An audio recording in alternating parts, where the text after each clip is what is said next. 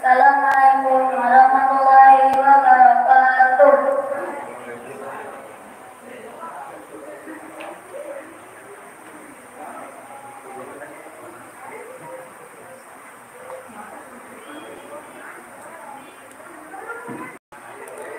Terima kasih kepada anak saya Zaidan yang sudah membacakan lantunan ayat suci Al-Quran. Semoga lantunan ayat suci Al-Quran yang tadi dibacakan bermanfaat untuk yang membacanya juga yang mendengarkannya. Amin ya rabbal alamin. Oke, masya Allah ya, generasi penerus sudah hafal dengan amal. Anak Zaidan ini, Allah jadi generasi penerusnya buat kita nanti kalau para sesepuh nanti ada yang melanjutkan kan generasi penerusnya, masya Allah. Insyaallah kepada Allah. Selanjutnya yaitu siapa kita lanjut saja. Jalan di tempat yang berbahagia ini. Di mana pada nomor ini kita akan mengikuti materi acara gerakan pemuda mengaji sosial ala warga RW 08 khususnya umumnya kaum muslimin muslimah. Selanjutnya salawat serta salam mudah-mudahan tetap tercurahkan kepada junjungan kami Nabi Muhammad SAW beserta keluarga dan para sahabatnya. Mudah-mudahan kita selaku umatnya di akhir zaman dapat syafaat dari beliau. Amin ya rabbal alamin.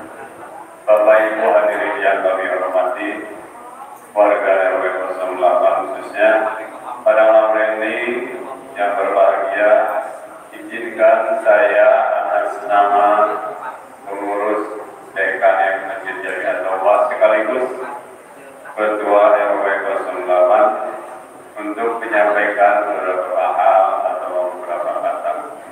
Yang pertama, saya ingin mengucapkan berbagai terima kasih yang sedalam-dalamnya kepada semua yang hadir, yang telah bersedia hadir pada acara yang baik ini, di mana acara ini dimaksudkan untuk menjalin silaturahmi khususnya di lingkungan warga RW 08 umumnya kaum muslimin muslimat. Dan kami atas nama pengurus DKM dan sekaligus pengurus RW mohon maaf barangkali dalam menjalankan amanat atau tugas belum maksimal, masih banyak kekurangan. Sekali lagi mohon dimaafkan. Karena pada kesempatan ini kita memang saling memaafkan, karena saling memaafkan adalah hal yang mulia. Jajaran panitia telah bekerja keras penuh dedikasi tanpa pamrih. Semoga Allah SWT membalas setiap tenaga, pikiran, waktu yang tercurah dengan pahala yang berlimpah. Amin ya Allah. Juga saya atas nama pengurus dan ketua RW mengucapkan terima kasih kepada seluruh para donatur yang telah mendukung acara ini, yang mungkin tidak bisa disebutkan satu persatu, yang telah menyisikan sebagian rezekinya untuk kesuksesan acara pada malam ini. Semoga Allah SWT mencatat sebagai amal kebaikan dan mendapat balasan yang berlimpah. Amin ya Allah. Acara spesial kali ini juga akan diisi tausiah oleh Ustaz Kanuki dari Paspen Bandung. Semoga apa yang akan disampaikan beliau nanti akan bermanfaat untuk kehidupan kita semuanya. Amin ya Allah. Rupanya sambutan saya atas nama DKM dan Ketua RW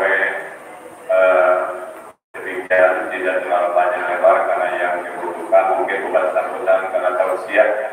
Untuk itu mohon maaf barangkali ada hal-hal atau kata-kata yang kurang berkenan. Bila tidak, wassalamualaikum warahmatullahi wabarakatuh.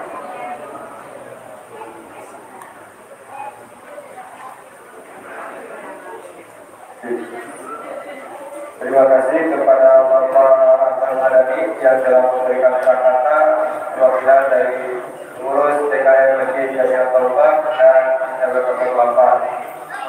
Mengucapkan terima kasih kepada masyarakat yang sebanyak-banyaknya dan sedalam-dalamnya. Dan mohon maaf bila ada kekurangannya, bila semangatnya kurang maksimal. Karena mohon maaf adalah hal yang mulia. Masya Allah.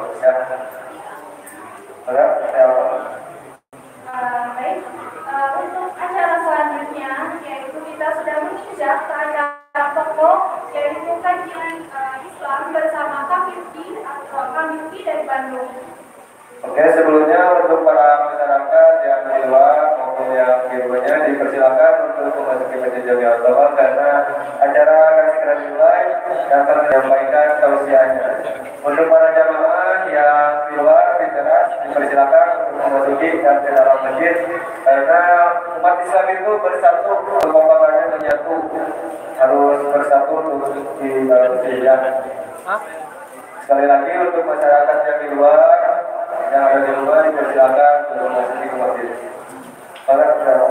Dan diharapkan juga untuk yang sudah hadir, mari kita dengarkan bersama-sama tausiah yang akan disampaikan oleh besar kami kepadanya, waktu dan tempat kami bergerak. Mungkin cukup sekian dari saya dan siapa.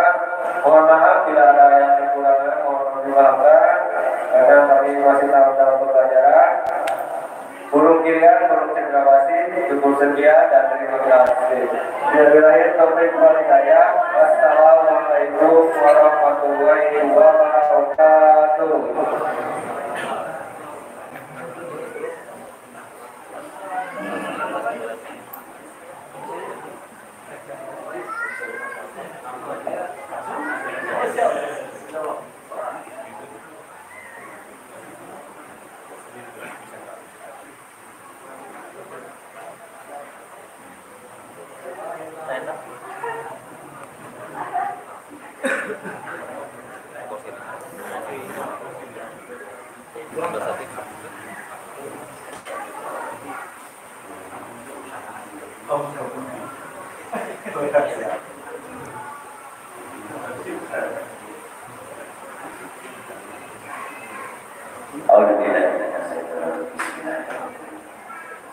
Assalamualaikum warahmatullahi wabarakatuh.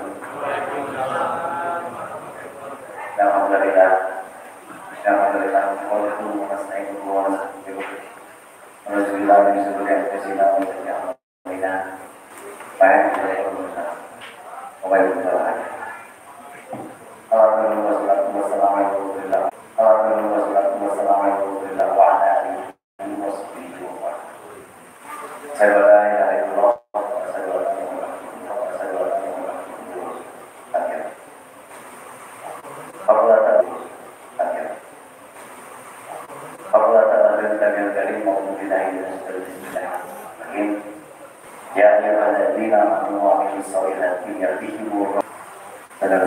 dan muliakan Allah Subhanahu wa taala.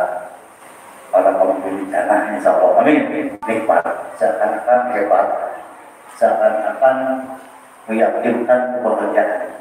Ustaz kok ada sekolah ya. Akhirnya mesti jelas pikir-pikir dan pikiran kurikulum agamanya mesti benar ya. Saya ini cuma seorang pemain band yang alhamdulillah kata orang-orang ingin hidayah ya. Saya ini orang yang beruntung, orang yang berbahagia sekali ya. Walaupun telat tapi baru tahu ternyata bingung bahagia kata yang tak ini begitu spektakulernya, ternyata agama ini begitu hebatnya, ternyata agama ini begitu menyenangkannya, ternyata agama ini begitu membuat saya kasih kesempatan untuk mencoba-coba kenikmatan versi lain. Kenikmatan katanya kalau punya harta cukup itu menyenangkan, membahagiakan, kealaman. Katanya kalau terkenal itu katanya kalau terkenal itu membahagiakan, wah, katanya sukses, wah, saya merasakan itu, mendapat titik-titik. Katanya kalau punya istri yang paling cantik dari anak teman sekolah, bintang sekolah dikawin kurang, katanya sukses, wah, saya cobain, akan datang. Kemudian katanya kalau punya rumah enak dengan peralatan musik yang komplit di dalam rumah, katanya asik dan membahagiakan. Oh, terus begitu, terus akhirnya saya nyambung ke perkara-perkara itu semua, perkara-perkara yang katanya. Ternyata nggak ada kenikmatan yang spektakuler sehebat ini perkara. Karena ternyata Allah sudah letakkan segala kenikmatan dunia itu sifatnya semu, atau semua kenikmatan dunia ini sifatnya cepat relativitasnya hilang seperti. Contoh ini. Contoh yang paling menyenangkan buat saya adalah main musik. Katanya kalau manggung di depan 1.000 orang itu menyenangkan. Wah, itu mau kejalan apa? Karir saya mengatakan saya untuk bisa teman dengan 1.000 orang itu hampir perjalanan karir 7 tahun. Menuju dari punya kelompok 1, punya kelompok 2, punya kelompok 3, terus dikuyur 7 tahun sampai berlelah, ya, berkeringat, berlelah, ngeluarin modal, ngeluarin keringat, ngeluarin waktu. Setelah 7 tahun berkarir baru kecapean 1.000 orang. Ternyata itu hanya bisa dibicarakan hanya dalam hitungan 4-5 hari saja. Kalau tonton 1.000 jelma, wah, senang luar biasa. Besoknya udah biasa-biasa. Masih membicarakannya tapi, ternyata menyenangkan. Besok lagi, ternyata menyenangkan. Udah lewat 5 hari, tetap 1.000 itu biasa, gitu. Diperjuangkannya lama, habis-habisan waktu yang dibutuhkan. Setelah hasil, ya dinikmatinya hanya sebentar. Itu ternyata itu semua hal. Ya. Mengejar wanita yang katanya bintang sekolahan ini 10 tahun Pak. 10 tahun kejar di modalan, ya. Mobil gaya, kejar situ, ya. Beli bensin, beli makan malam, berapa juta dihabiskan, ya. Terus kemudian beli pakaian baru, ya, supaya tidak merah kulit, beli sepatu baru, ya, untuk supaya datang ke rumah lebih omongan ke tetangga. Terus gimana caranya terlihat sempurna? Ya, ngapel bertahun-tahun, 10 tahun, entah berapa juta rupiah sudah dihabiskan, belum bagi uang.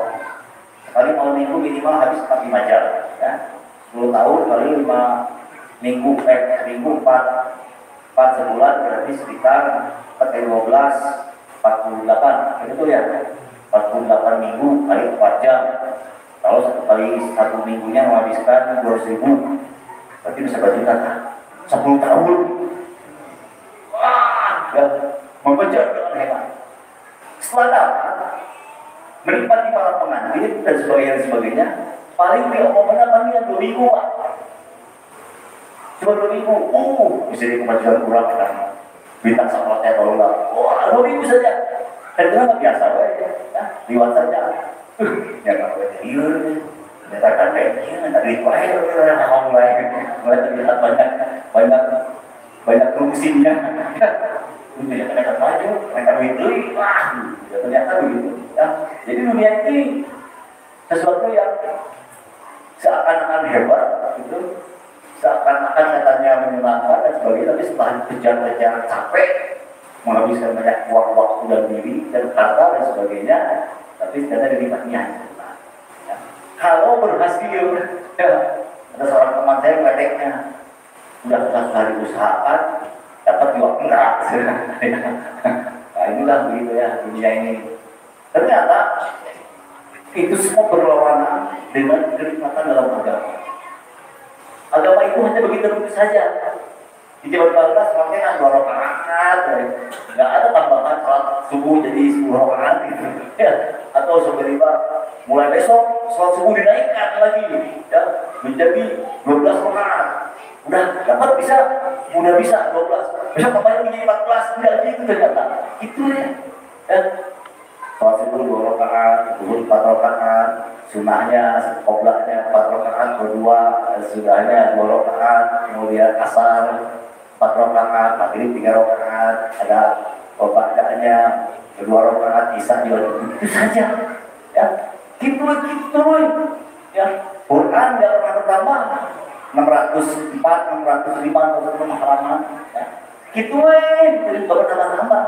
Nggak tiba-tiba Quran mulai besok jadi 2 juta halaman gitu, enggak juga gitu. Itu aja. Dan hadis-hadis ya. Siapa yang di sini kalau di masjid sudah hidup ya. Talim masjid, paling hadis-hadis sudah sholat 2 hadis, 3 hadis, ya gitu-gitu aja, itu lagi. Tapi kenikmatannya nggak pernah berhenti. Tapi kebahagiaannya spektakuler dan untouchable, unbelievable, apalagi tentang Pasadena. Selalu ada surprising di balik sesuatu yang sudah kita amalkan. Pasti ada lagi yang lain, lagi. Terus nggak pernah berhenti, kita nggak pernah tahu ujungnya nikmat seperti apa. Bisa tiba-tiba dalam sholat sebuah kebahagiaan yang sangat merasa Allah di depan kita, kemudian kita menangis, ya Allah ampuni saya, ya Allah, wah bahagia. Nggak mau berhenti sholat, nggak mau berhenti berdoa, nggak mau berhenti berzikir, nggak bahagia Allah dan berhati, nikmat sekali. Tapi ada suatu saat bukan kesedihan yang lalu dalam diri kita. Dalam sholat tiba-tiba ada sebuah rasa lengah, rasa sakit.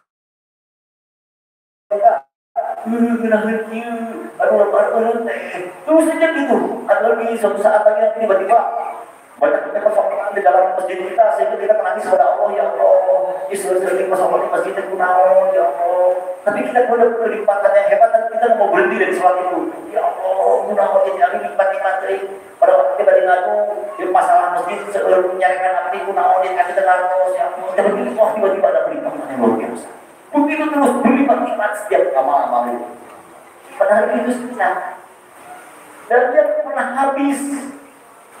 Bisa tiba-tiba suatu saat tadi kemudian kita sholat di masjid orang lain, tiba-tiba kemudian keajaiban dan kemudian jadi kunaon tiba-tiba memuliakan api, ini sahat api teh. Ya Allah, terima kasih sudah membuat saya menerima semua anugerah ditutupnya ayu saya, ya Allah. Aduh nikmatnya nggak bisa. Ini kenikmatan yang tak berseri. Berbeda dengan dunia itu kita dapatkan, kita hanya akan bilang suka, mungkin hanya 4, 5 kali. Contoh yang paling umum anak-anak muda zaman sekarang senang motor, ya, banyak motor, ada kolot, kamu-kamukan, kita beli motor, capek-capek, kabur dan sebagainya supaya bisa beli kita motor. Ketika datang motor, kita hanya akan senang mencucinya paling cuma seminggu. Motor banyak, bisa berut, seminggu, kali itu mulai cuek, berut, keweran kumbana. Jadi kita sambil dilupai karena berubah berkurang. Ketika kita membuatnya ingin menjadi kenikmatan yang bertambah, maka kita sekolah total. Kemudian motor gorengnya ya, pelaknya gorengnya nih, dan itu pelaknya ya itu lah. Jadi pelaknya nabung beli 2 juta, pasang kan baru, atau itu paling cuma seminggu lagi. Wah, pelaknya kotor bumbah. Tapi itu kemudian surut. Orang pernah kacau dari motor. Mulai lagi benci lagi. Mesti dimodalin lagi, ganti start. Nabung, start 1 juta, pasang start baru. Kita itu kemudian hanya senang dalam 2-3 hari saja. Terus pagi pernah ngomong, bagi baturan saya sombong, setengahnya. Tapi kemudian lama-lama biasa saja. Inilah dunia. Nah, kenapa Allah letakkan ini kebahagiaan yang hebat ini nggak bisa ditangkap oleh indera yang tumpul hatinya. Ternyata kenikmatan-kenikmatan agama ini nggak bisa ditangkap oleh mata zohir saja, kuping zohir saja nggak bisa. Atau kemampuan otak kita yang sedikit pola pikirnya ini tidak sanggup. Hati kita yang sering kali dinaik atau sering dari membantah, ya ini nggak bisa menerima menangkap keagungan perkara ini agama. Ya. Maka para ulama katakan bahwa agama ini memang hanya bisa didapat oleh orang-orang yang percaya kepada percayaan goib. Percayaan goib, orang yang sangat yang sangat eksak, yang sangat zohir sekali, berpikir sangat rasional, ini tidak mungkin mendapat keagungan dalam perkara iman dan amal. Jadi dia harus satu utamanya harus masuk ke dalam keyakinan yang hebat kepada perkara yang goib tadi. Ya. Keyakinan kepada Allah, maka Allah akan menjadi nyata dalam kehidupannya. Keyakinan yang hebat pada perjuangan Rasulullah sehingga kecintaan yang hebat kepada Rasulullah itu. Kemudian yakin yang hebat bahwa malaikat ini bertebaran di antara kita, maka malaikat itu menjadi sebuah aura yang hebat dalam diri kita. Kemudian keyakinan yang hebat pada semua takdir baik dan buruk yang Allah sudah tetapkan, ini adalah sebuah penerimaan kita atas segala keputusan yang Allah buat. Maka ketika orang menerima takdir baik dan buruk ini, maka orang akan menerima bahwa segala sesuatu yang Allah berikan ini nggak mungkin nggak baik, dan semuanya pasti baik dan pasti semuanya prima. Apapun bentuknya sangat baik yang kita terima, kehilangan sesuatu, kecelakaan, kematian, ini pasti perkara yang paling baik yang sudah diberikan kepada kita. Jadi penerimaan takdir ini yang membuat manusia kepada bersyukur dan kemudian menghadirkan Allah di dalam kehidupan, di setiap sudut kehidupan, di setiap sudut pandang kehidupan. Nah, ini perkara ini keyakinan ini adalah sebuah proses yang tidak bisa dibaca lewat literatur saja, bukan perkara yang bisa dipahami oleh membaca-baca saja. Jadi dia harus bisa membaca semua alam jagat raya ciptaan Allah ini, atas segala kuasa Allah, atas segala ciptaannya dan segala kuasa dan batasnya Allah Subhanahu wa Ta'ala. Maka dia akan menemukan pada keajaiban-keajaiban yang spektakuler, menangkap keagungan Allah sehingga dia menjadi orang yang bersyukur. Ini memang titik yang berat bagi manusia-manusia umumnya yang sudah setiap hari sirkulasi kehidupannya terpaut dalam pekerjaan-pekerjaan, dalam tabungan-tabungan, dalam hubungan pengerjaan yang sifatnya zohiriyah dan sebagainya. Ya. Maka sulit sekali untuk menangkap keagungan yang sifatnya mistis tadi, yang sifatnya antar sebel tadi, yang sifatnya spektakuler dalam diri kita. Ya. Maka keajaiban-keajaiban ini harus memang petualangan. Ya. Petualangan yang dikatakan oleh ulama-ulama ini adalah sebagai petualangan iman. Petualangan iman ini, saya bicara kalau publik nggak publik kan saya sama ya, nggak repot kan, semuanya ya, saya sama ya, nggak repot. Bukan bisa, kalau saya kalimatnya suka ada repot, lalu bikin lagu, sama bikin puisi gitu. Jadi kata-kata suka terlalu berpuitis ya. Tapi memang perkara filsafat atau perkara pikir itu memang tidak bisa terjemahkan ke dalam kata-kata yang literatur sangat tata bahasa. Bukan sebuah bahasa yang saya terjemahkan dalam tata bahasa yang umum dimengerti oleh bahasa Inggris yang baik yang benar, bahasa Inggris yang baik yang benar, itu tidak bisa demikian.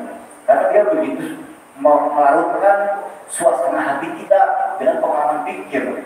Jadi sehingga dia menjadi sebuah kalimat-kalimat yang tentunya akan cukup membuat pusing kalau terlalu cepat, ya, insya Allah. Mudah-mudahan saya tidak terlalu cepat. Terus terang pengalaman terindah dalam kehidupan ini adalah pengalaman saya ikut sebuah program yang namanya 3 harian di masjid dan kemudian masuk dalam amal. Ya. Kemudian amal itu dipaksa dicemplungkan ke dalam diri saya, ke dalam kuping, ke dalam mata, masuk ke dalam otak sehingga disering berbicara dan kemudian berubah warna hati. Dan hati inilah yang kemudian bisa menangkap keagungan Allah atas segala nikmat-nikmat dalam ibadah. Apa yang terjadi ketika nikmat-nikmat ibadah itu datang, maka otak kita tidak mampu menerjemahkan ke dalam spesifikasi kejadian apa ini. Ikulah bisa kiu, nah kiu itu betul-betul nggak bisa dicerna oleh otak manusia yang sangat kecil, ya, oleh otak manusia yang tidak bisa yang terbatas kemampuan pikirnya. Nah, kenapa aneh gini? Kenapa ada kejadian sehebat ini? Nah, ini ada kejadian luar biasa yang datang setelah masuk dalam amal. Nah, inilah bentuk terkecil ternyata dari hidayah. Ya. Seorang guru saya mengatakan ini bentuk terkecil dari hidayah. Karena hidayah itu seharusnya membuat manusia berubah total, karena hidayah itu berisi 4 perkara besar dalam kehidupan manusia. Yang pertama, yang akan ditangkap dari hidayah itu adalah dia akan bisa menangkap perkara yang hak dan yang batil, atau perkara yang diselamatkan dan kecelakaan dengan sangat clearly, dengan sangat jelas. Kalau hidayah itu datang, dia akan melihat dengan clearly, jelas itu. Oh, pantesan ada masalah kayu mau pisah gitu ya, kalau gitu. Mudah-mudahan kalau masalah hotel mau pisah, pantesan hotel masalah benar teh. Oh, akibat saya mengerjakan ini, akibat ini. Oh, iya kan dia terus gitu. Dengan jelas sekali kita melihat. Dan kita akan melihat perkara yang diselamatkan dengan sangat jelas juga. Coba kalau saya ambil ini, dulu kesini. Oh, kesini ujungnya. Gitu. Nah, itu sifat hidayah yang pertama. Nah, jadi kalau orang mendapat hidayah, dia akan dengan ringannya, saya ingin ini karena saya ini bisa selamatkan. Saya alim, dibicarakan itu sudah sangat jelas. Ya, apa yang kita baca, kita itu bisa buku matematika, bisa buku psikologi, bisa buku apa lagi, bisa buku buku IPA, buku IPS, apapun, buku musik sekalipun. Ya, ketika dia mendapatkan kepahaman arti dari segala apa yang kita pernah baca, apa yang pernah kita lewati dalam kehidupan, itu menjadi sebuah benang yang sangat jelas di dalam bayangan pikir dan hati nurani kita. Terus gitu. Oh, you take you, pantesan gini, ini ujungnya ke sana, ini ujungnya ke sini. Dari sekian 10 cabang sekalipun kita akan tahu ini jalan yang paling baik. Kedua ini, ketiga ini, ketiga empat kelima ini bicara ketujuh bicara ke-8 bicara ke-9 nggak mau saya. Jadi sekian banyak pilihan kita akan paling tahu ini yang terbaik, ini yang nomor 2 terbaik, ini nomor 3 terbaik. Dia akan bisa memilih dengan sangat clearly, dengan sangat jelas, dengan sangat jelas mana jalan-jalan yang tadi diselamatkan dan alternatif pilihan jalan. Nah, itu perkara yang nomor 2. Yang ketiga, salah satu sifat hidayah ini adalah maka dia akan tahu, ini bahasa guru saya, saya lupa kalimatnya. Gini berarti kita akan tahu bahwa kenapa Allah ciptakan kita. Kita ini punya latar belakang berbeda setiap manusia, punya latar belakang berbeda, punya kemampuan pikir berbeda, punya bakat berbeda, punya kelebihan berbeda, punya perangai berbeda. Ya. Ketika datang hidayah, maka dia akan tahu kenapa saya seperti ini diciptakan oleh Allah. Apa maksud Allah menciptakan saya? Untuk apa saya pergunakan bakat-bakat ini? Itu akan tahu manusia. Dan mungkin salah, karena sesuai dengan ketetapan Allah atau fikih Allah datang kepada dirinya. Jadi kalau sampai liur, orang liur, nah orang masalahnya liur, nah itu berarti sedang tercabut hidayah dalam diri kita. Ada sesuatu yang lepas dari kedekatan kita dengan Allah. Sampai bingung, orang kemana, orang kemana, orang ini masalah apa, nah ini berkerayan bahwa sebetulnya hidayah sedang meninggalkan kita.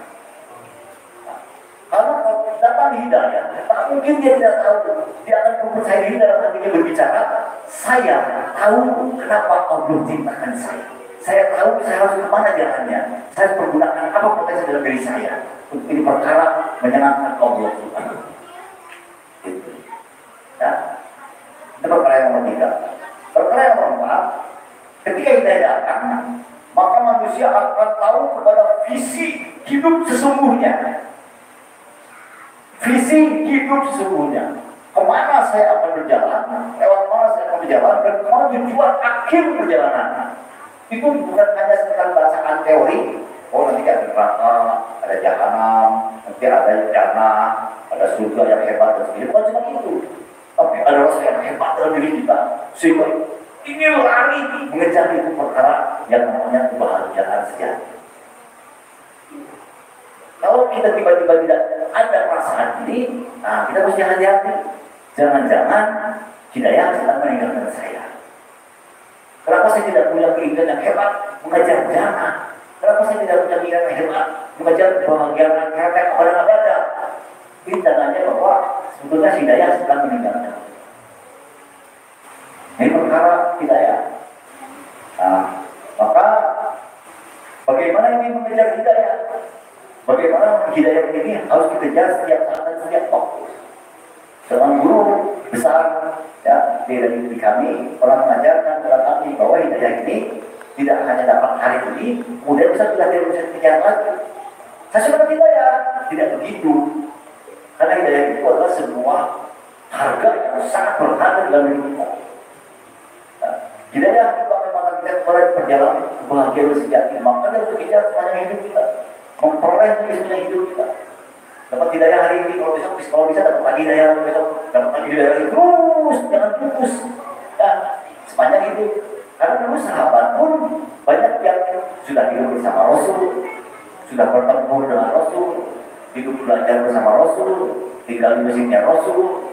Ketika Rasul meninggal, maka beberapa sahabat ada yang tercabut hidayahnya, ya, ada yang menjadi pendorong nabi palsu, ya akhirnya berakhir di Jakarta. Ada yang menikah dengan kalangan kaum yang lain, ya, akhirnya meninggal dalam keadaan kufur. Ya. Ada banyak, jadi sahabat ini hidayah ini tidak ada jaminan dalam diri kita. Maka supaya hidayah ini tidak lepas dari diri kita, bagaimana hidayah ini tidak tercabut dalam diri kita, maka kita harus mengupayakan. Ternyata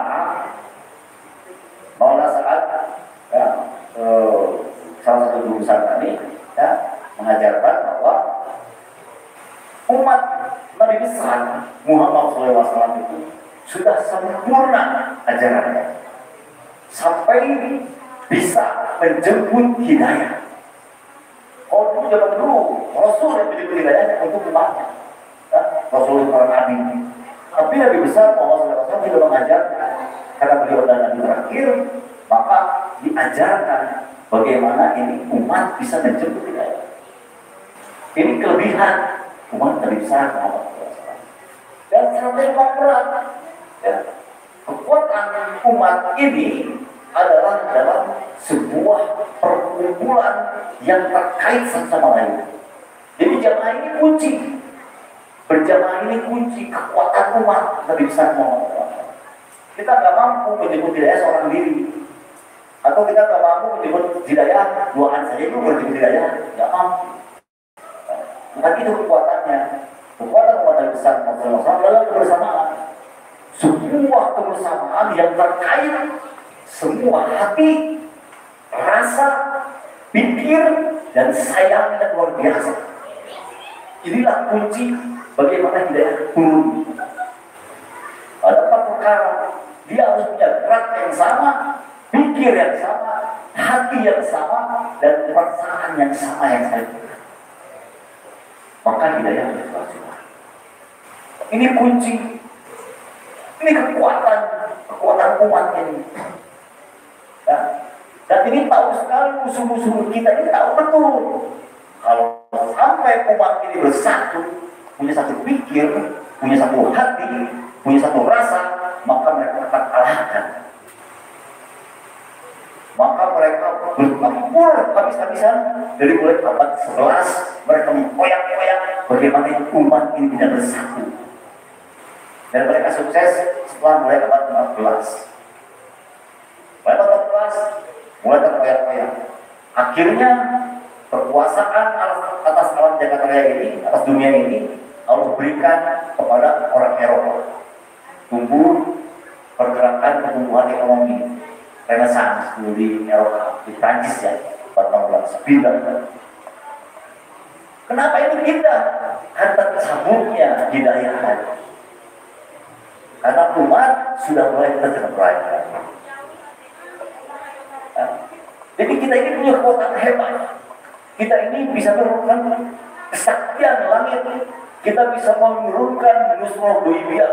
Kita bisa menurunkan nusratullah, bantuan Allah yang spektakuler dalam kehidupan diri kita.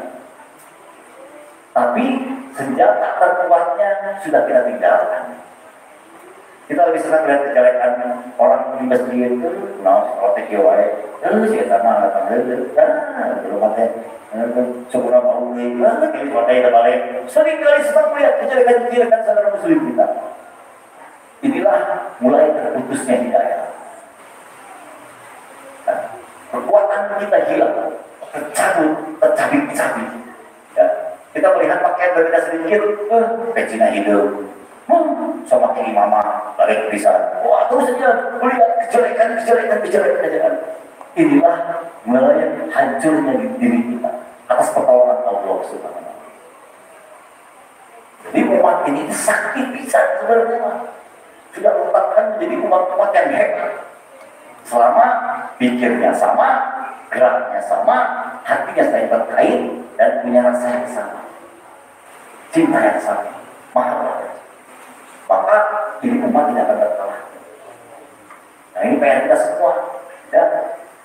Tidak hanya kita terkalahkan secara material saja, kita nanti tidak akan terkalahkan semuanya, ya. Secara politik, secara sosial, kita akan terkalah. Karena Allah ada di belakang kita. Karena Allah selalu menurunkan segala keperluan kita. Nah, ini bagaimana mengkaitkan ini hati. Ya. Ini semuanya yang dimulai dari masjid sudah ditetapkan oleh Nabi besar Muhammad SAW. Kaitkan diri dengan masjid, kaitkan diri dengan masjid. Ya. Kumpul dalam masjid. Orang harusnya kan kalau sudah berhadapan dengan Allah dalam sholat, kan harusnya fokus nyari Allah. Mau nyari sebelah bau, mau nyari sebelah pakai peci, mau nyari sebelah pakai sarung dan sebagainya. Mau nyari Allah, dari Allah. Akan ada gerak yang sama. Allah barang gerak sama. Ini contoh simpel yang terkecil. Ya. Fokus hanya Allah, pikirnya sama Allah. Pikirnya semua ini menjadi doa Allah. Allah besar dan geraknya sama. Hati-hati kait saling ragam. Kasih space, ya kayak apa? Kasih space, berbahagia, berbagi tempat dan sebagainya. Harusnya ada ini, rasa ini. Ini yang paling terkecil. Kemudian nanti tadi latihan lagi lebih besar lagi. Sehingga hidayah ini menjadi teman akrab dalam kehidupan kita. Ya, mudah-mudahan kita kasih kekuatan oleh Allah ya. Bahwa ini saya dapat Ghazali dari salah satu abang di sini ya, yang katanya sudah menceritakan kalau ini sudah hidup, sudah sangat hebat ya. Mudah-mudahan ini bisa dijaga terus, bisa terkait. Kita butakan diri kita terhadap kejelekan. Ya. Kita berbuat, tidak pernah ada manusia yang sempurna. kecuali Nabi Agung Muhammad SAW. Para sahabat itu tidak sempurna. Tapi mereka tidak membicarakan kejelekan sahabat-sahabat yang lain. Mereka hanya membicarakan kebaikan-kebaikannya. Ya, ada sahabat-sahabat yang melakukan yang aneh-aneh, banyak yang aneh-aneh. Tapi mereka tidak membicarakannya. Mereka membicarakan kehebatan-kehebatan. Ya, karena ini kunci. Ya, kalau kita sedang melihat kejelekan, harusnya kita minta maaf, langsung nangis. Ya Allah, Nabi tinggal gorengan, berarti saya sedang jelek. Ya, berarti saya sedang jelek. Kalau saya berkejelekan, berarti kurang kegorengan, tinggal gorengan. Kenapa saya lihat kebaikannya? Kenapa kebaikan orang ini tersifat dari mata saya? Kan manusia itu tidak mungkin semuanya jelek, masih ada baiknya. Apalagi saudara muslim, tidak mungkin semuanya jelek, pasti ada kebaikannya. Karena kesulitan kita tidak bisa menangkap kebaikan, kita sering melihat kejelekan. Kalau kita sering melihat kejelekan, maka tandanya kita sedang jelek. Perspektif mata kita sedang jelek. Perspektif tubuh kita sedang jelek. Perspektif pikir kita sedang jelek. Perspektif kuping kita sedang jelek. Tandanya hati kita sedang mati. Kan? Sedang mati. Iman sedang matlock di luar, bukan di dalam. Kalau iman sedang di dalam, maka dia akan melihat semua dunia ini adalah sebuah keindahan. Semua alam ini adalah sebuah ciptaan Allah yang sempurna. Tidak ada cacatnya. Yang cacat ini saya, yang jelek ini saya. Ya, ini kunci. Ada sebuah kejadian besar di Masjid Nizamuddin. Ya, teman-teman kita yang dari Indonesia ini, yang perokok-perokok ini suka bandel. Ya. Itu masjid mengtingkat 6 lantai, besar sekali. Satu lantai itu bisa menampung sampai 2.000-3.000 orang. Jadi 5 tingkat itu bisa menampung sampai 12.000 orang. Ya. Itu penuh. Ya. Orang Indonesia itu barau, naik ke lantai 5. Merudut, bayar dulu tempat, rokok di lantai 5. Di dalam masjid, dibayangkan. Kemudian imam besar kita, nomor saat, untuk mulai naik ke atas. Entah kenapa dia naik ke atas. Mungkin sedang mencari sesuatu. Naik ke lantai 5, buka pintu, melihat jamaah Indonesia sedang rokok.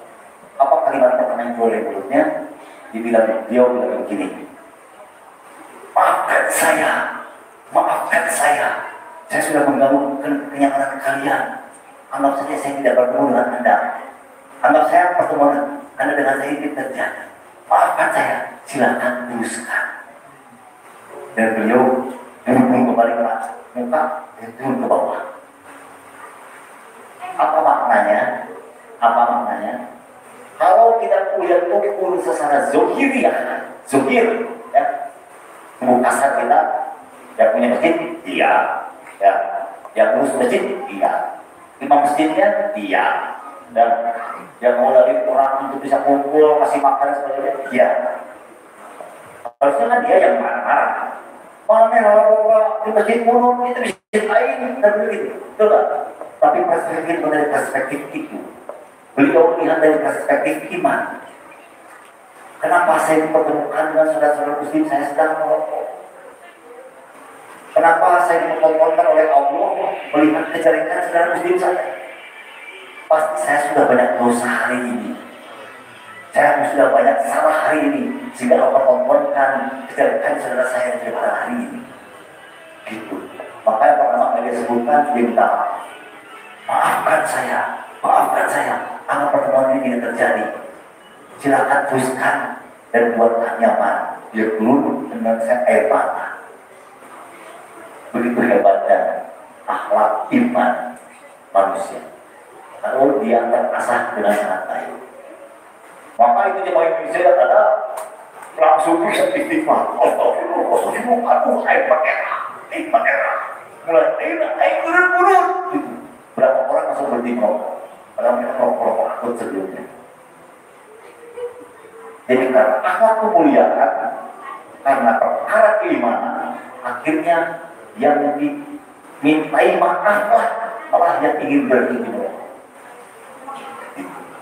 Karena dia bahasa ruh, bahasa iman, berbicara dari hati ke hati, dari kol ke kol, dari rasa sayang dan sayang memiliki. Ya, ini kekuatan iman, kekuatan Mudah-mudahan Allah sampaikan kita pada titik ini, pada titik bagaimana akhlak ini adalah bagian terbesar dari hasil belajar agama kita. Ya. Kemudian kalau perbaiki cara perspektif pandang kita terhadap segala sesuatu ciptaan Allah Subhanahu wa Ta'ala. Dan kemudian kita fokus hanya melihat Allah Subhanahu wa Ta'ala. Ya. Karena kalau orang sudah fokus melihat Allah, maka dia tidak akan melihat kejelekan-kejelekan. Ya. Dia hanya ketika berkejelekan, dia salahkan diri. Dia berkejelekan, dia salahkan diri. Ya Allah, saya melihat orang-orang ini, teman-teman saya ini masih mabuk-mabuk. Ya Allah, ini masih salah saya, ya Allah. Ampuni saya, ya Allah. Kalau berbagi teman-teman saya. Libatkan Allah untuk memperbaiki keadaan. Bukan saya yang memperbaiki keadaan, tapi Allah yang memperbaiki keadaan karena Allah tiba kepada kita. Jadi perspektif berbeda. Dengan orang yang belajar undang-undang, kemudian maki-maki orang.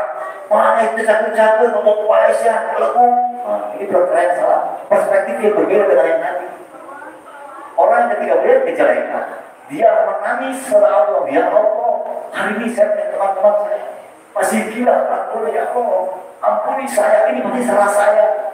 Ini pasti dosa saya. Sehingga melihat seperti ini, ya Allah, saya nggak mau menjadi orang berdosa.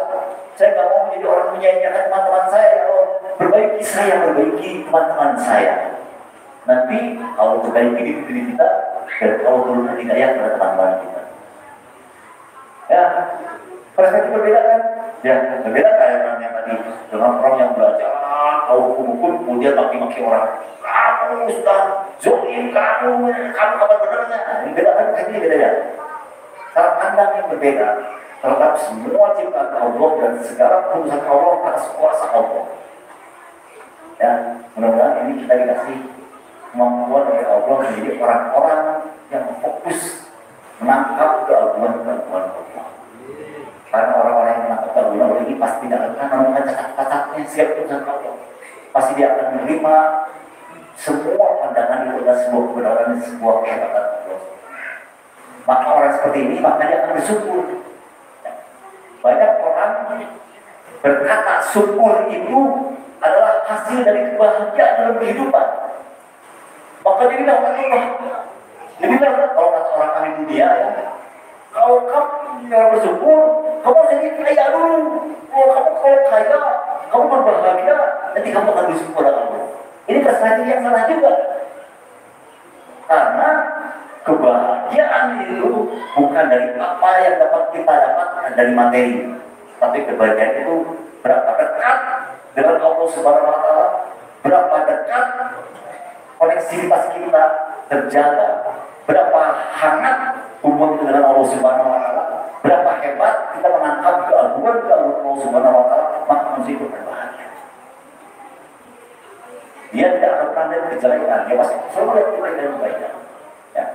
Maka kalau Allah adalah dakwah, kalaupun dia kemudian mendakwakan berita tentang Allah, mendakwakan berita tentang agama, mendakwakan berita tentang kebenaran, sejatinya bukan untuk memperbaiki orang lain, tapi dia ingin memperbaiki dirinya.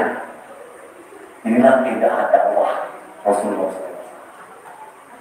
Ya, mudah-mudahan kita semua dijadikan oleh Allah sebagai umat Nabi Agung Muhammad SAW sesungguhnya. Kita mewarisi sikap-sikap mahabbahnya, kita mewarisi sikap-sikap risaunya pada perkara akhirat. Kita diwarisi sikap-sikapnya bagaimana membuat teman-teman ini semua satu vision menurut jannah dan hidup Allah. Ya, itu tadi yang bisa saya sampaikan. Mudah-mudahan tersebut kasih kekuatan yang lupa ibu-ibu ya. Ini satu lagi trik khusus ya, trik khusus bagaimana hidayah ini bisa turun. Selain tadi kita terkait semua dalam satu gerak, satu pikir, maka kita harus belajar masuk ke dalam risau pikirnya Rasulullah SAW. Karena itulah yang akan membuat kita jadi punya satu pikir. Kalau kita nggak masuk ke dalam sariroh pola pikirnya Rasulullah SAW, maka kita walaupun hati kita terkait sama Allah, kalinya saya enak. Mungkin kita punya gerak yang sama. Sholat yang sama, yang sama, zikir yang sama, tapi belum tentu pikir kita sama. ada yang mikir utang, mikir coba jodoh, ada yang satu pemikiran developer lagi, ya nggak sama pikirnya. Nah untuk menyelesaikan pikir ini, maka kita harus masuk ke dalam pola pikir Rasulullah SAW. Ini sahabat dulu menangkap itu pola pikir Rasulullah SAW dibawa dalam pola pikir mereka, sehingga membangkitkan rasa risau yang sama. Bagaimana ini umat sama, bagaimana umat sama, itu aja yang dipikirkannya. Dan maka hidayah dulu bercurah-curah. Satu pikir, satu rasa terkait, satu gerak yang sama, dan mereka punya harga yang besar di mata Allah SWT. Punya kelayakan di mata Allah SWT. Inilah manusia yang disukai oleh Allah. Ya, mudah-mudahan kita semua dikasih kesempatan untuk bisa belajar sariro, pola pikir yang Rasulullah SAW. Ya, sehingga kita tidak terserimat pada pikir-pikir yang lain-lain. Ya, kalau kita tidak punya pikir risau Rasulullah, maka manusia ini akan cenderung berpikir risau seperti apa yang kita lihat saja. Kembali nggak punya motor bagus, aku pikir kayak motor bagus. Bukan pesantren gedung tinggi, aku bukan pesantren bangunan gedung tinggi. Padahal Rasulullah nggak pernah berpikir punya bangunan sehebat itu. Yang dirisaukan oleh Rasul, bagaimana orang-orang ini berkumpul di Masjid Nabawi. Walaupun bangunannya awet-awet kan, walaupun bangunannya awet-awet, walaupun ada yang anak, walaupun ada cuma pelepah-pelepah rumah, gak jadi masalah. Penting semua orang berkumpul. Risaunya kepada berkumpul, bukan risaunya kepada bangunan yang hebat, bukan karpet yang handal, bukan WC yang bersih, bukan mic yang bagus, tapi masalahnya kabeh kumpul, risau yang sama. Ya. Nah inilah risaunya Rasulullah SAW. Ya, mari kita sama-sama belajar. Mudah-mudahan Allah kasih kita rahmat, ya, berkah, taufik, sehingga kita mampu merekam semua apa yang dicontohkan oleh Rasulullah SAW. Tidak hanya sunnahnya, tidak hanya gaya hidupnya sesuai dengan kebiasaan sholat dan sebagainya, tapi Allah juga wariskan sifat Rasulullah, pikir Rasulullah, dan risau Rasulullah SAW kepada kita semua. Insyaallah ya, salam bahagia yang disampaikan. Mudah-mudahan waktu yang sekejap ini tidak membuat tidak memusingkan ya, punten ya, tidak memusingkan dan tidak membuat kita menjadi ngantukkan modal kalau kita dengan semangat yang sama. Bagaimana mengembalikan umat ini kepada visi yang sesungguhnya, sehingga Allah turunkan bantuan-bantuan wilayah yang sifatnya ajaib dari Allah Subhanahu wa Ta'ala, yang sifatnya spektakuler dan sifatnya kemenangan yang sesungguhnya dari Allah Subhanahu wa Ta'ala. Amin. Ini disampaikan. Kalau ada pertanyaan-pertanyaan, maka silakan ya, yang untuk perkara-perkara yang lain, karena saya ini pemain band. Nah, udah hadiah. Itu kok bisa kemarin saya ini 5570 awal kaki itu 5540 itu 5540 pakai saja. Ya, ada 3 hadiah nih. Yang mau nanya silahkan. Ya, kalau saya ngerti saya jawab. Kalau enggak saya minta telepon, saya jawab setelah di Bandung ketemu guru saya. Saya ini orang bodoh. Ya, cuma kebetulan Allah kasih keindahan di tentang agama, sehingga saya kan cari-cari dalam tentang agama. Ya, maka silakan enggak? Ibu-ibu kita teh ya. Anak-anak adik juga sekalian, silakan. Assalamualaikum warahmatullahi wabarakatuh. Waalaikumsalam warahmatullahi wabarakatuh. Kak Yuki, saya Atik. Saya ingin bertanya bagaimana caranya supaya kita istiqomah dan ningkatin iman gitu, jadi nggak kadang kan keluar masuk gimana gitu supaya istiqomah terus gimana? Terima kasih. Assalamualaikum. Ini keren nih, pertanyaannya bagus bisa. Kita mau semuanya. Oh, nanti saja diberbeda ya. Nomornya biar diundi. Karena nomor bagusnya ada satu yang bagus keren. Maka yang lain dijawab atau satu aja, jawab dulu. Saya dulu ya, insya Allah. Ini perkara istiqomah adalah perkara kesadaran. Kesadaran terbesar manusia itu adalah kesadaran ruh. Ya. Banyak manusia berpikir kesadaran itu adalah dalam otak, dalam memori otak. Padahal memori otak ini sifatnya zohiria. Yang namanya IQ itu sebenarnya zohiria. Ya. Dia akan mati seiring satu nyawa, nggak dapat oksigen, nggak bisa berpikir lagi. Ya. Kemudian dia juga akan dimakan cacing tanah. Itu kita bahasa sederhananya ya, bahasa sederhananya gitu. Jadi memori terbesar manusia ini adalah dalam ruh manusia. Nah, inilah ruh inilah yang harusnya kita kenyangkan, yang kita beri gizi, yang kita kasih makan dengan makanan-makanan terbaik. Ini adalah ruh kita. Kalau Zohir ini, kalau kita kasih makan steak setiap hari, makan wagyu yang harganya 500.000 setiap hari, nggak jadi apa-apa. Ya, makan seperti makanan cacing saja nanti kelak. Ya. Jadi kebahagiaan yang akan kita kepada jannah ini adalah kenyangnya ruh dan gizi-gizi terhebat untuk ruh. Ini pertama yang harus disadari. Ya. Kadang-kadang manusia ini berpikir bahwa saya ingin kenyang versi zohir. Kenyang versi zohir ini punya rumah bagus, makannya nggak pernah kelaparan, tabungannya abadi, ya, tabungannya stabil, rupiahnya stabil, baju terbagus. Rata-rata manusia ini berpikir seperti itu, ya. Sehingga yang dikejar adalah kenyangnya zohir, gizi-gizi untuk zohir. Padahal membuat manusia abadi ini adalah gizi-gizi kenyang-kenyang untuk ruh. Kalau perspektif ini terdegrutkan bahwa manusia ini sadar kenyang, sesungguhnya yang saya kejar adalah kenyangnya ruh. Gizi terbaik yang saya dapatkan adalah gizi terbaik untuk ruh. Nah, setelah sadar itu terjadi, maka dia berusaha bagaimana memikirkan gizi-gizi terbaik untuk ruh manusia. Nah, bagaimana sholat tidak penting waktu, nah, bagaimana azan dikumandangkan, Allahu Akbar, dan ada imam takbiratul ula, Allahu Akbar, kita di belakangnya langsung. Nah, kita sudah berwudu ketika azan dikumandangkan. Ini kan gizi-gizi yang tinggi. Kalau gizi, perbedaannya gizi ya, saya andaikan ini gizi. Suatu saat malaikat Ridwan sedang menjaga pintu surga. Semua orang sudah beres terhisab, yang masuk ke neraka masuk neraka, orang tinggal antri masuk surga. Antri, tiba-tiba satu rombongan mukanya terang seperti bintang. Maka malaikat Ridwan terperangah. Kalian orang-orang hebat datang hari ini. Apa yang sudah kalian amalkan dulu waktu hidup di dunia, sehingga kalian terang seperti bulan, bulan terang seperti bintang. Kami ini adalah orang yang ketika azan dikumandangkan, kami tutup toko-toko kami tinggal pedagang kami pergi berwudu dan berangkat ke masjid. Golongan pertama. Yang kedua adalah kemudian mereka masuk juga. Iya. Tiba-tiba datang satu rombongan lagi, terang seperti bulan purnama.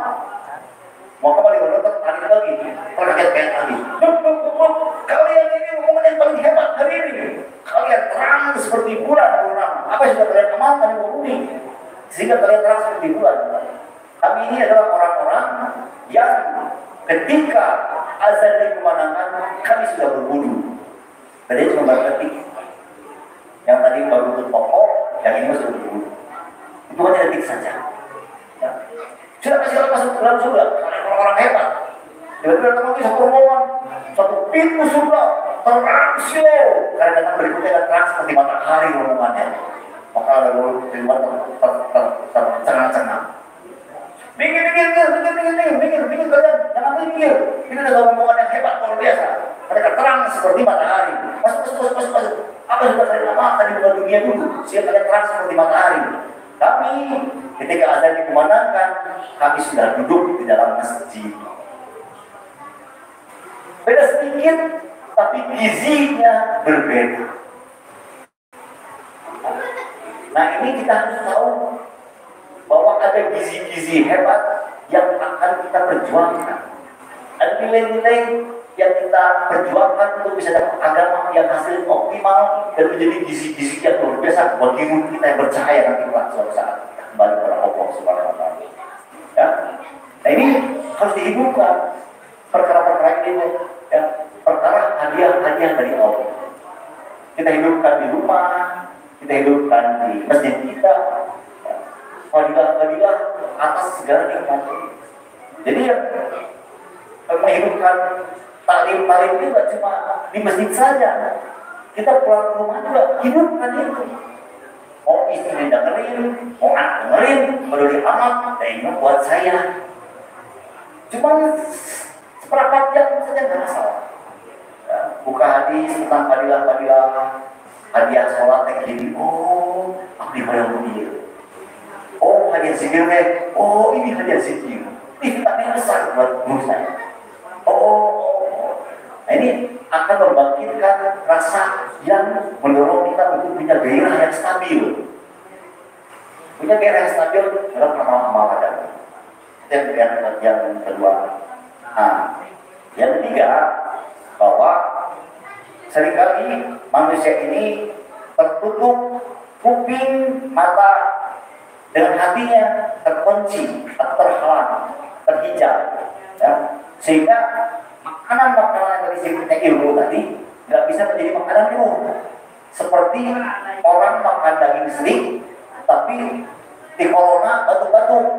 Jadi makan asam lagi, nggak masuk makanannya. Akhirnya jadi orang yang kurus dan kering. Ruh juga sama. Ya. Apa yang masuk dalam mata kita, amal-amal yang masuk dalam kuping kita, fadilah-fadilah yang diceritakan lewat agama tadi, nggak bisa masuk dalam mulut kita, terhalang, tersekat. Ada 70 hijab katanya, antara diri kita dengan zohir kita dengan ruh kita. Ini yang membuat akhirnya cepat sekali turun. Ya, kondisi ruh kita cepat pekeh, ruh kita cepat menjadi kurus. Padahal sudah ke masjid, padahal sudah rajin zikir, padahal sudah rajin ke masjid. Berarti ada sekat yang membuat gizi ini, ibadah ini gak masuk dalam tubuh kita. Nah ini perlu sebuah proses masuk rumah sakit kalau gini. Gak bisa enggak, banyak sesuatu. Sama kalau kita beli makanan paling saya suka, sate kambing, makan batuk, pakai makan sate muntah dari. Kan itu makan dokter, itu enggak? Mau mungkin, baik ayo pak sahur kayak sadar sorangan, nggak bisa. Kita harus datang ke dokter, datang ke rumah sakit. Nah, sebetulnya semua sudah disiapkan oleh Nabi besar Muhammad SAW. Rumah sakit itu ya masjid. Rumah sakit ruh itu masjid. Kalau kita merasa tiba-tiba sakit ruhnya, kalau kita merasa tiba-tiba orang jadi berat nih, orang sholat jadi hoream nih, orang jadi nyari aneh hoream nih. Nah, dia harus punya kesadaran bahwa ruh saya sedang sakit, maka buru-buru masuk masjid. Masuk masjid seperti apa? Masuk masjidnya kamu, ya nggak bisa masuk masjid nggak ukur. Dokter datang, kita udah muntah-muntah, udah keluar dari belakang, masuk muntah, masuk ke belakang.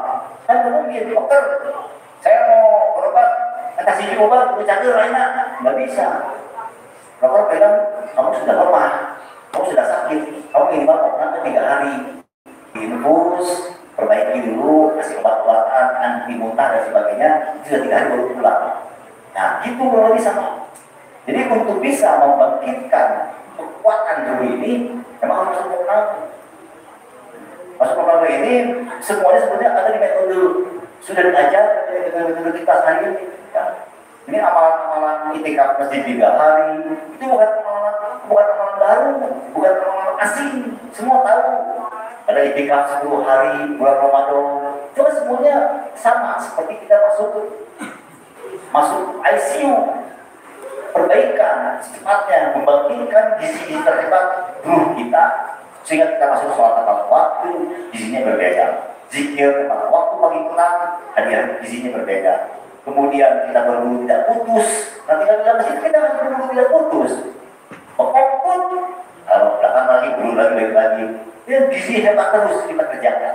Maka dia rumah akan sehat sendiri, terbangunkan, dibantu oleh Allah sehingga kita menjadi sedar. Ini yang kita harus ada rasa itu. Aduh, saya bisa sehat ya, bisa sehat. Saya teman-temannya saya itikaf, telepon teman-teman, hei, dari mana weh? Itikaf ke, orang tergering ya, orang yang nama.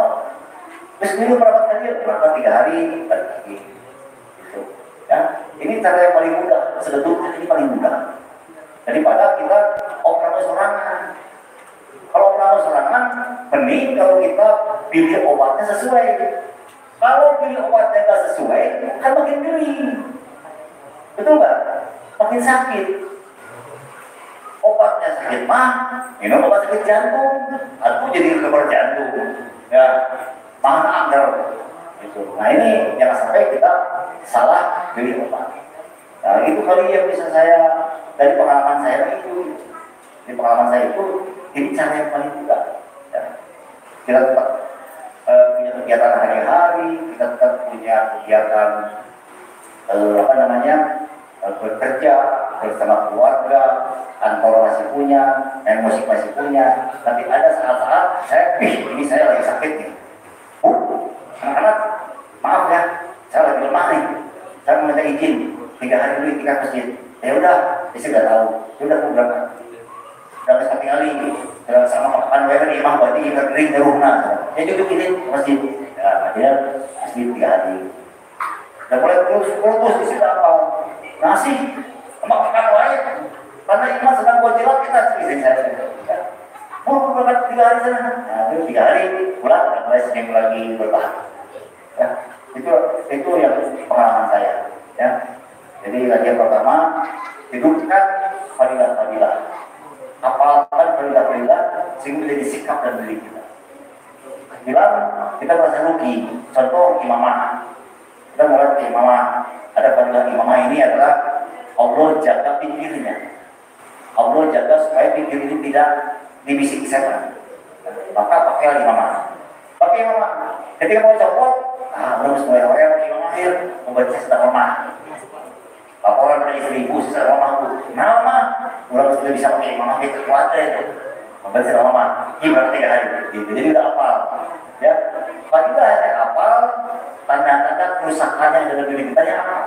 Maka kita dulu ambil cara penyelesaian yang termudah. Kembali kepada hubungan dalam amal agama yang sama sehingga kita yang kebayangnya semoga ini bisa memberikan semangat buat kita di mana kita bisa terkait terus dengan perkara yang indah ini iman dan masalah ini. Ya. Ada lagi mana siap bisa rokok? Oh ya, ada nanti kita dari atas di luar, kita bagian dari atik tadi. Kalau semuanya nomornya paling bagus nih, daftarnya ini bagus bisa nih. Nih 5570. Siap, enggak insya Allah. Nanti nomornya di save ya. Saya hafal langsung 13 21 213 555 70. Dan mudah-mudahan kita bisa berkembang ya. Nah, amin ya Allah. Amin ya Allah. Dan saya juga itu masih main dan juga saya masih main musik. Dan setelah saya hijrah banyak sekali ketimbangan antara perkara yang halal dan halal dan sebagainya. Saya juga belajar bertanya kepada beberapa guru. Tapi kemudian saya menyimpulkan buat saya tidak boleh meninggalkan dunia musik. Ada 2 juta fans pas band yang menunggu untuk disilaturahmi untuk datangi rangkaian ini betapa hebatnya ini agama. Dan kepada mereka mudah-mudahan mereka tertarik untuk juga hijrah. Ya mohon bantu ya. Saya takut kalau saya keluar dari band mereka akan marah-marah. Wah ini kameran mana tahun-tahun melalui mana kata kabur, mana kata baik jelas. daripada memutus hati harapan mereka. Lebih baik saya tidak putuskan hati mereka, tetap main musik, tapi saya sudah bawa beban bagaimana setiap saya manggung saya bisa ketemu dengan saudara-saudara muslim saya, saudara muslim saya, teman-teman fans club saya dulu. Kemudian saya tawarkan agak mengenal, ayo coba gitu. Ya, mudah-mudahan saya bisa menjadi bagian promosi untuk bagaimana agama ini bisa diterima di dalam hati-hati setiap manusia. Amin. Ya, baik ya. Maka ada yang lain bukan siapa salah. Mungkin ada yang mau tanya? Oh ya, lanjut itu berbuat bintang pertanyaan teh, aduh ya Allah, yang mudah-mudahan apa ya, Allah apa? Kang Benny, Mariana, Nah siapa? Ayo, makanya bisa yang tanya, ya. Apa yang berhubungan dengan masalah kita misalnya bisa aja, masih masalah kita kan memalukan dulu ya, sami bilangnya saya siap. Oke. Assalamualaikum warahmatullahi wabarakatuh. Waalaikumsalam warahmatullahi wabarakatuh. Alhamdulillah iring-iringan beserta panitia ya Kariung di Masjid Yarta Koya luar biasa digerakkan pemuda mudi. Amin, amin ya Allah, amin ya Allah. Semoga istiqomah semua, amin. Nanti Oh, ketika tadi buat pertanyaan dan untuk bahwa tanggal itu masih dengan ada 2 juta fans ya, yang mudah-mudahan bisa dipromosikan ya. untuk Amin. mendapatkan hidayah Amin, amin ya Allah. lewat baik. Amin. Mudah-mudahan Beberapa kali kita silaturahmi karena Prabu Kasten, alhamdulillah di tempat istirahat, tempat jalan, yang lainnya. Karena kutip tidak melihat hal-hal negatif itu yang kita alami. Amin. Ya, selama mempromosikan untuk 2 juta fans, pertanyaannya sebenarnya dari tim LLP sendiri sebagai presiden, saya harus ngiring tanda. Nah, ya, alhamdulillah. Ya, jadi gini, langsung jawab aja ya. Ya, sama. Jadi teman saya itu alhamdulillah. Ya. Saya ini yang paling buruk di antara teman-teman pasien. Teman-teman saya ini semuanya dari keluarga yang agamanya bagus.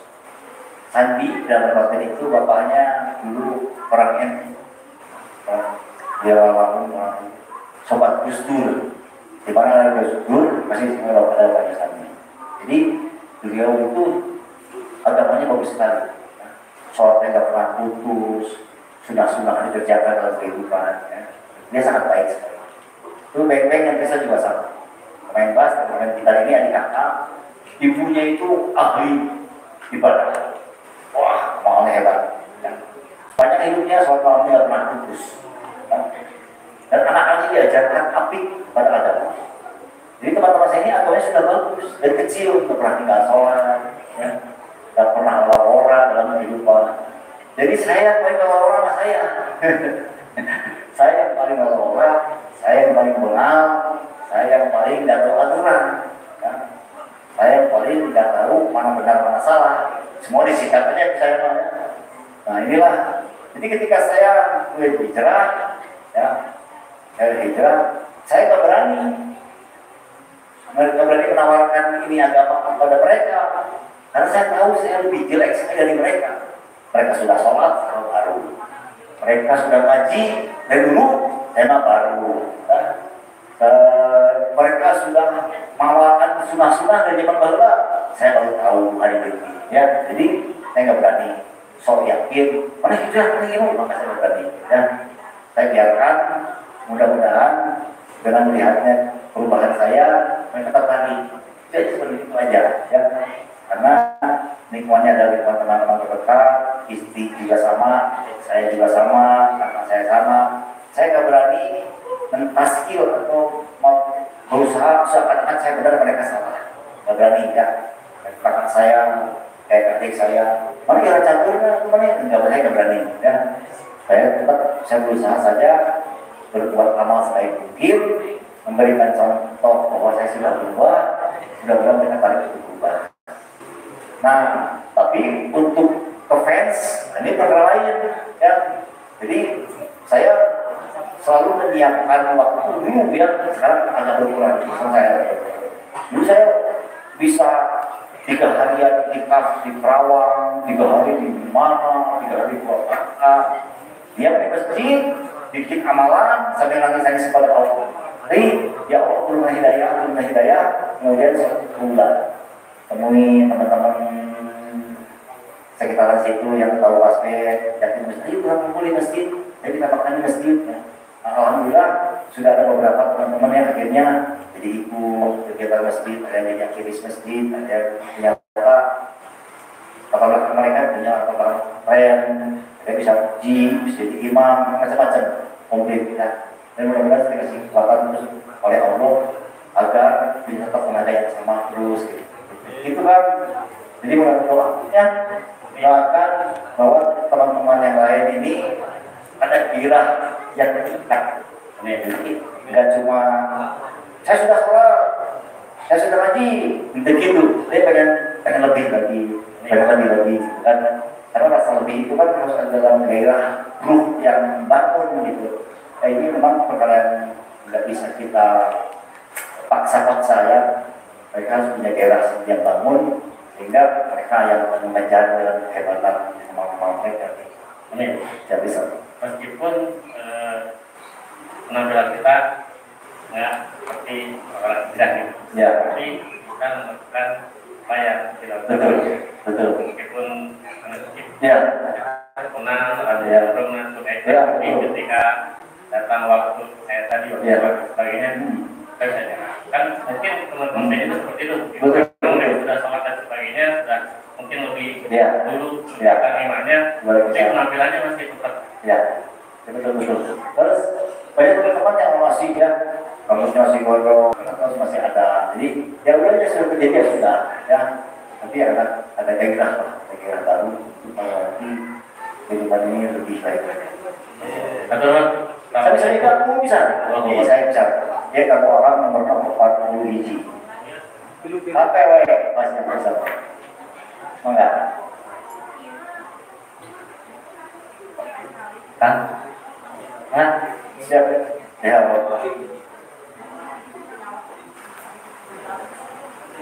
Assalamualaikum warahmatullahi wabarakatuh. Waalaikumsalam. Tepangkeun abdi Hobi Inti Hobi siap. mengwe cakra ya geus Ya. nembe Isa pada Isa aya WA di salah sahiji jamaah kemudian ada Panji Mohon.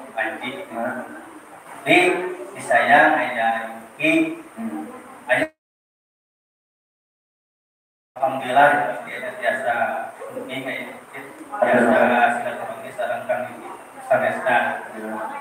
Pertanyaan lain nah kita semua tahu bahwa Bang Yuki itu orang apa dulunya anak band lah Ya.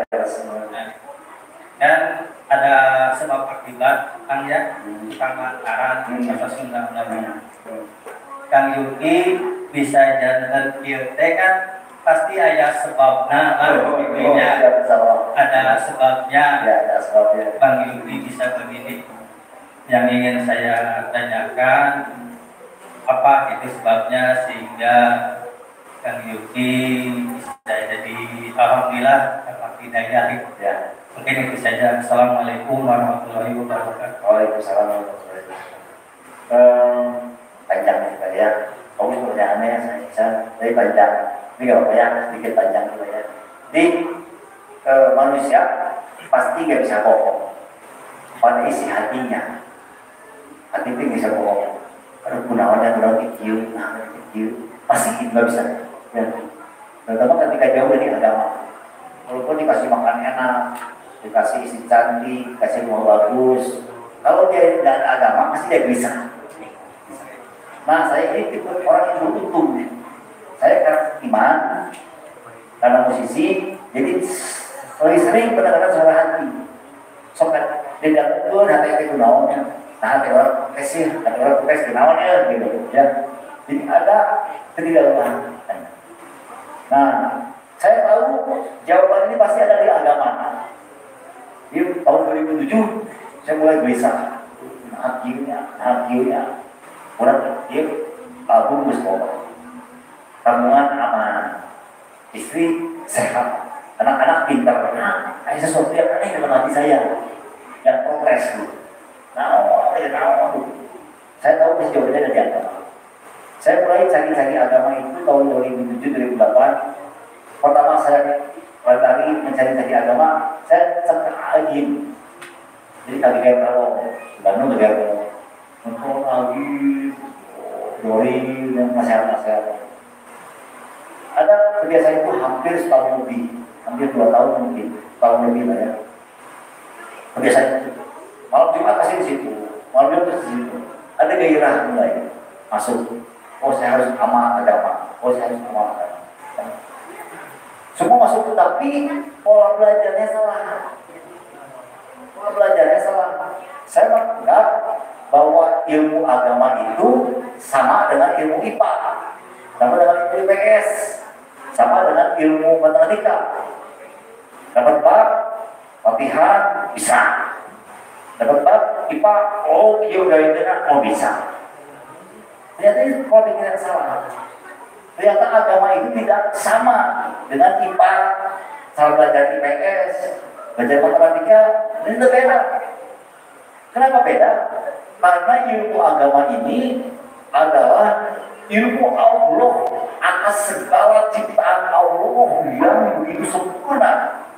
Jadi yang namanya din itu adalah seluruh alam jagat raya ciptaan Allah SWT.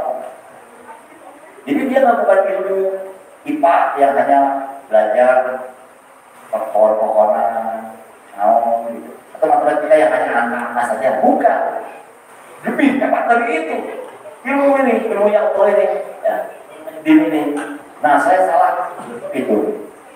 Karena saya salah perspektif, maka saya hanya belajar cerair, wis.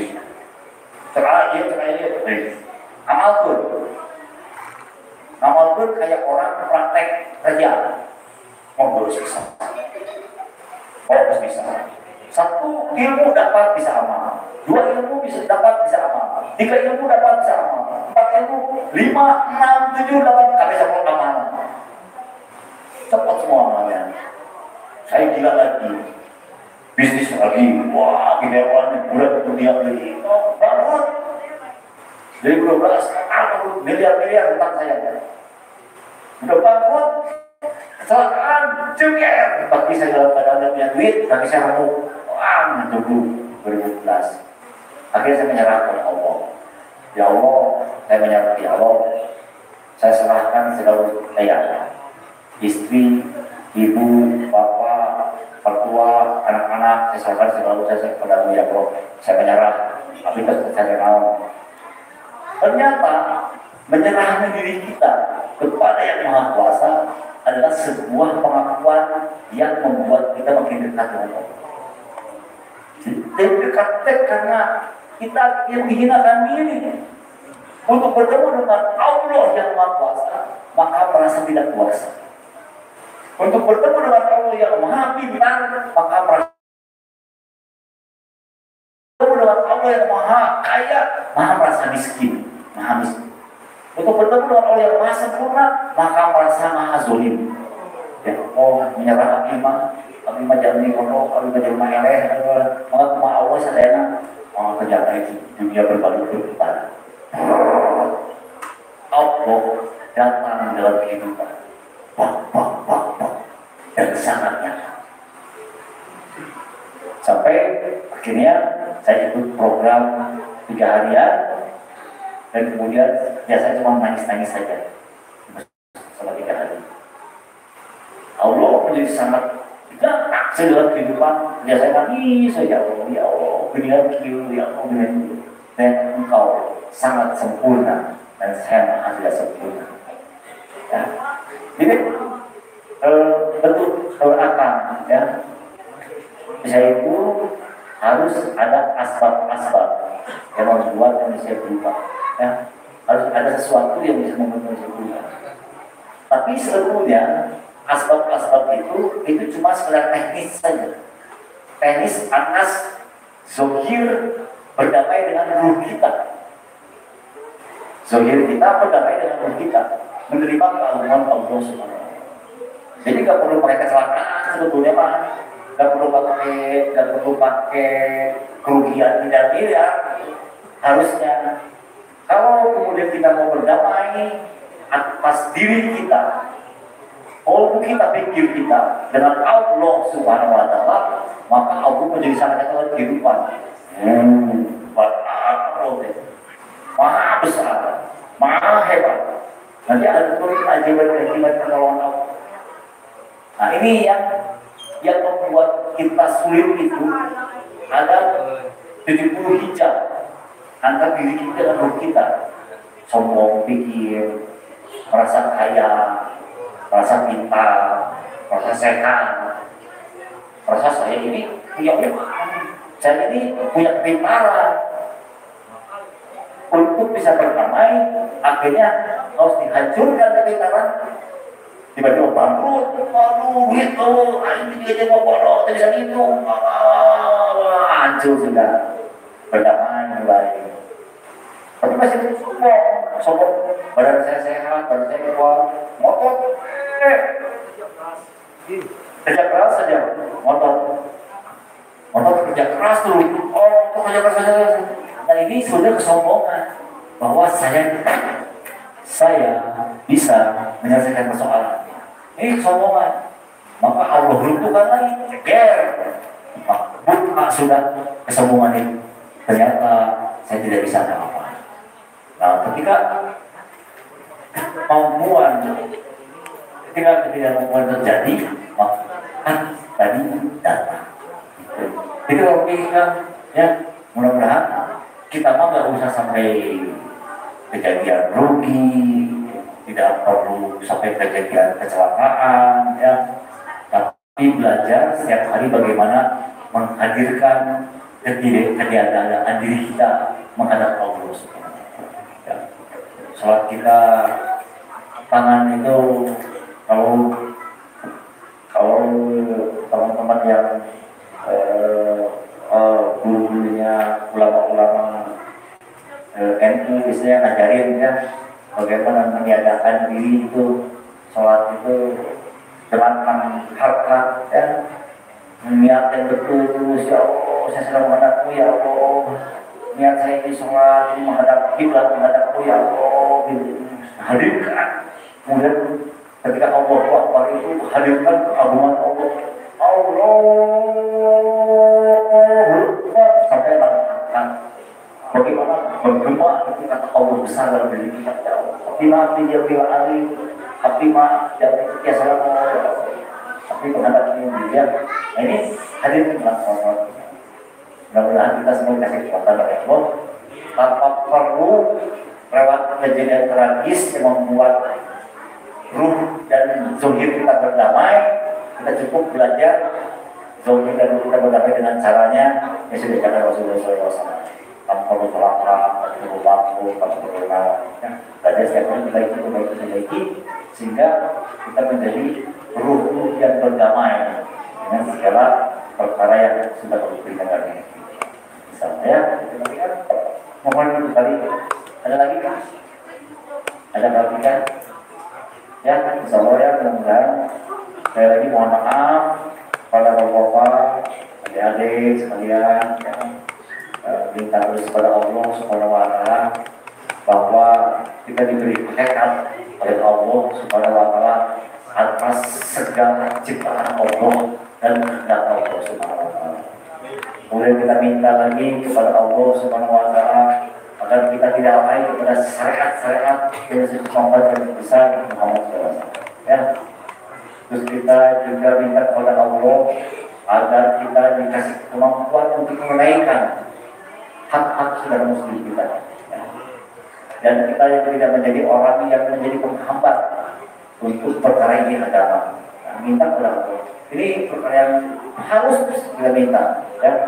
Karena kalau salah satu guru besar kita di Tasikmalaya, dia mengatakan hanya 2 golongan saja berguna agama ini.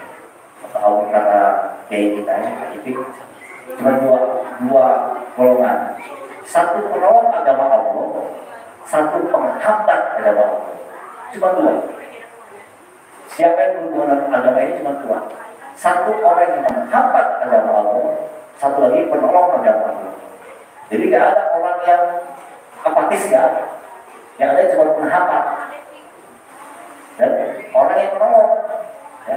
Maka jawabannya cuma satu, aktif dalam menolong. Kita minta kepada Allah, ya Allah, jadikan kami orang yang menolong agama Allah dan istiqomah di dalamnya. Ya. Mudah-mudahan Allah kasih kita semua pengharapan-pengharapan terindah dari apa yang disampaikan Nabi Muhammad SAW. Ya. Mohon maaf, saya ini orang yang bodoh, orang yang banyak lalai, orang yang banyak salah. Maka hari ini pun pasti saya banyak menyampaikan tentang perkara-perkara yang salah. Yang benar datang dari Allah Subhanahu wa Ta'ala, yang salah akan memulih keluhan dan kelalaian saya. Mohon ampun kepada Allah Subhanahu wa Ta'ala, mohon ampun kepada Anda semua. Dan bagi orang-orang majelis, subhanallah wa bihamdihi, subhanallah wa bihamdika, sallallahu alaihi anta astagfirullah wa atubu ilaih. Assalamualaikum warahmatullahi wabarakatuh.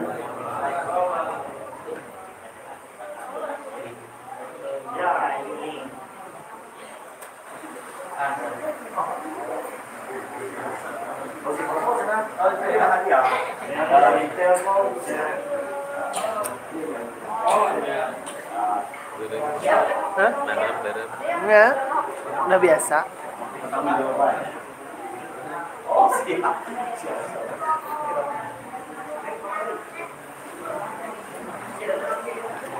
Lawan.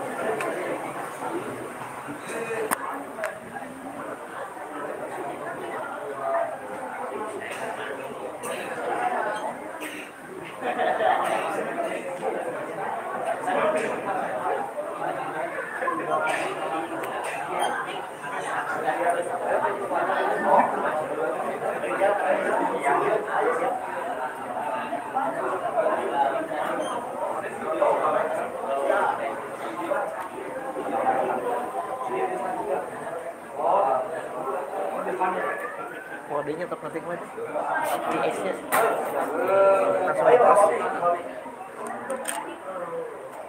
langsung kelas kan ya nanti kan oke